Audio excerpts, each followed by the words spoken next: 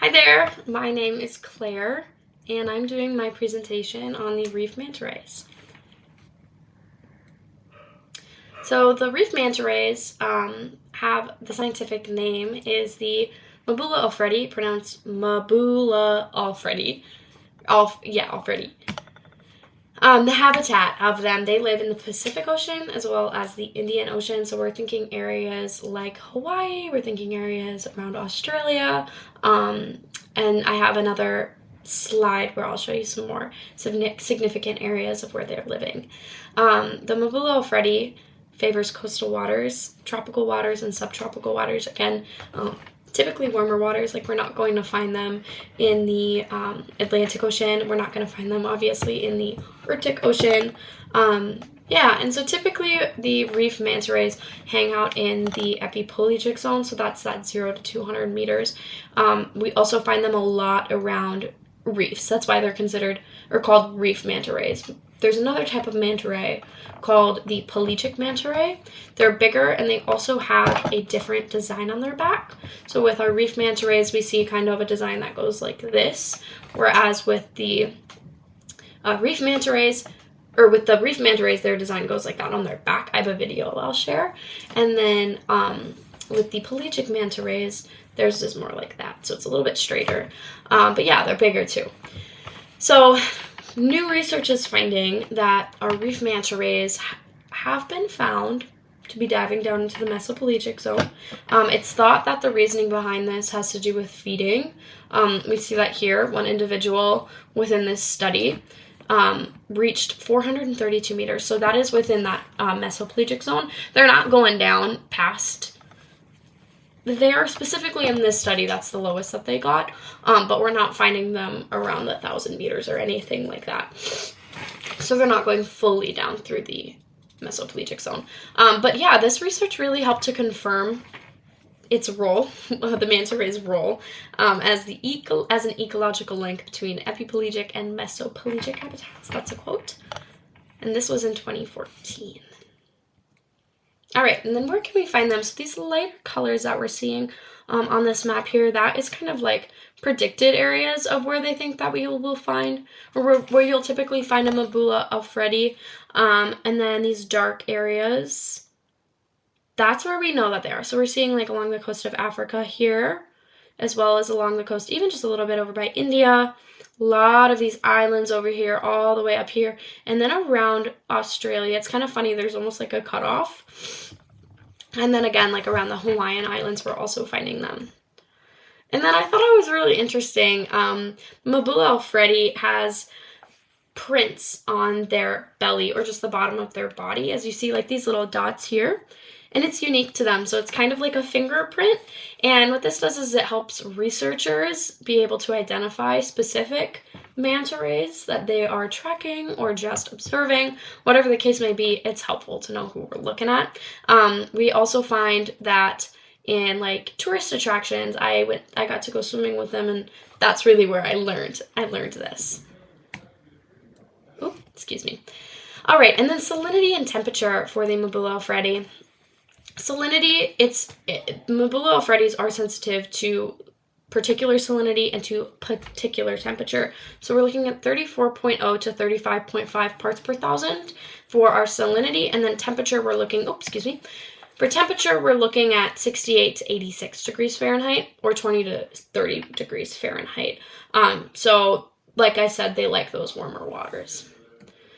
All right, and so here's a few different salinity graphs we see over here. Those are the Hawaiian Islands zoomed in, and over here kind of outwards of that Pacific Ocean area.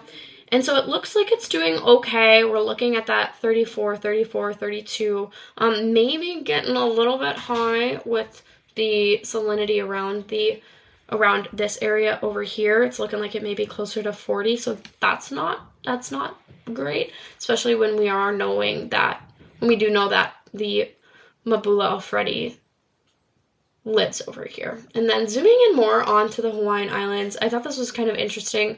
We're almost looking at like a rainbow of salinity.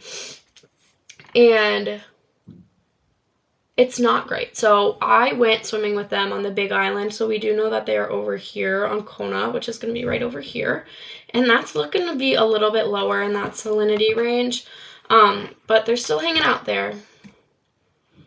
And then our temperature graphs. So over here again, those are the Hawaiian Islands. There's Big Island. And that we're seeing 26, 24, a typical range. Again, that temperature range was going to be 20 to 30 degrees Celsius or 68 to 86 degrees Fahrenheit. And so we're looking good for our temperature over there. However, when we move over into the Indian Ocean, we're getting kind of hot. So we see right here 28. That's fine. Again, like I said, it's 20 to 30. So we're still in that safe range for the temperature. But we know with global warming and temperature rising within our ocean waters, it's a cause for concern. Okay. And then this really interesting quote just from this year, it's from the Singapore Oceanarium. It basically states that manta rays have the largest brain to body mass ratio of any fish, and so their cognitive abilities are considerably like dolphins, primates, and elephants. And I just thought that was really interesting because they're just these gentle giants that are roaming the oceans, filter feeding all the time, hanging out. And I just thought it was a really cool fact. I wanted to throw it in there. Okay, and on to their feeding. Reef manta rays and pelagic manta rays, so the bigger ones we're finding over in the open ocean, they feed using their filter feeders. So they have these things called cephalic lobes. It draws the plankton in. They eat zooplankton as their main food source. Sometimes they'll eat really tiny fish, I'm finding on some websites. But it's not typical. We're mainly seeing the zooplankton as their main food source. And so it goes in through there. The cephalic lobes help to lead the water and guide the water into their mouths. And then they go down out through their gill rakers to help sift the zooplankton out and in through them for digestion. And then the rest of the water just goes out their side. This is a drawing, and this is a real picture. So like I said, we're seeing the cephalic lobes and then the gill rakers. Okay, so tides, waves, and currents.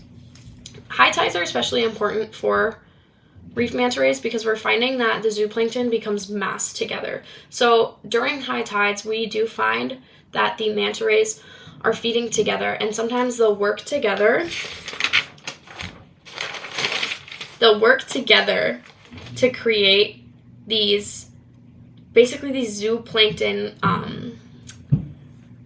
vortexes almost. So like they're all really getting stuck together, and that's like this massive feast for the manta rays.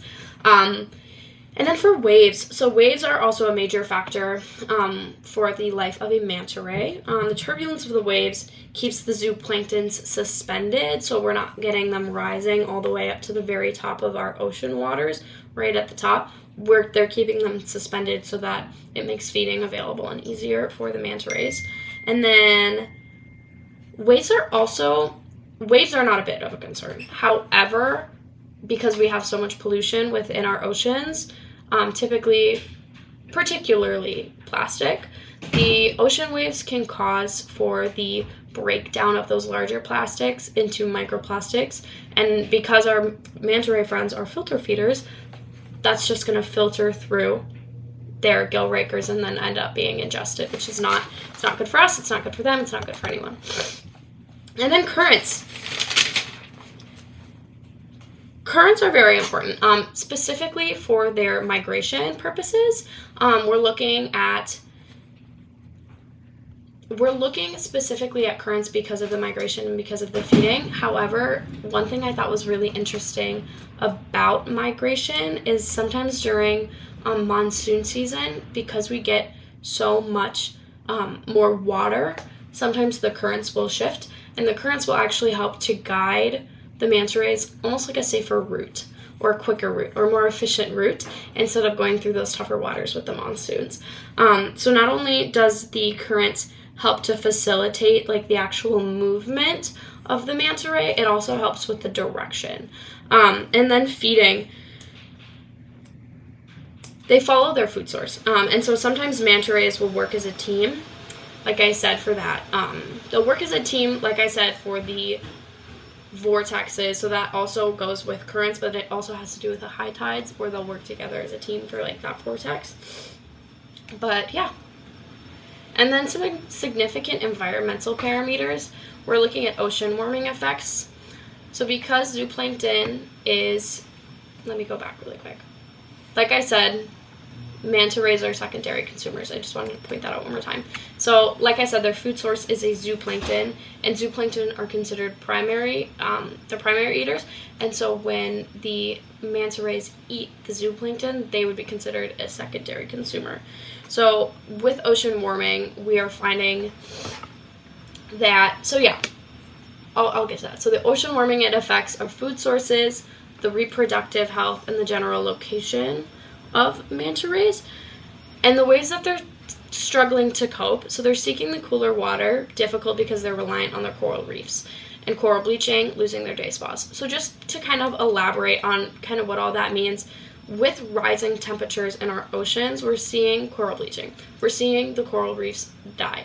And because of that, zooplankton are not, it's not sufficient. So zooplankton are essentially kind of like running out, and there's nowhere else for zooplankton need the coral reefs to survive.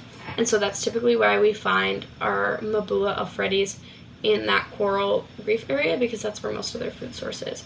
So because we're losing the coral reefs, we're losing the food source.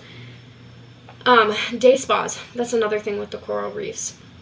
Manta rays will come to the coral reef for day spas. It helps to get rid of parasites, it helps to get rid of bacteria, just things that are on them, and it basically gets picked and eaten off by our fish. General location is also affecting the manta rays because of the heat. So they can only handle 20 to 30 degrees. That has to do with their food source, it has to do with their own personal preferences, and it has to do with their reproductive health. So if oceans are warming, manta rays are moving to where the water is not as warm. So it's almost like they have to juggle losing their food while also losing their comfortability and place to live. And then this is a video from when I got to go swimming with them in Kona, so Big Island. I'll show you a little bit more. You can see those cephalic lobes. We see those dots on the bottom. Those little white guys, those are zooplankton that they're eating. Play it again one more time. We see the gill rakers inside right there. Really beautiful stuff. And then we see that again. We see them down there. I love watching their little fins. Yeah, beautiful. So yeah, thank you so much.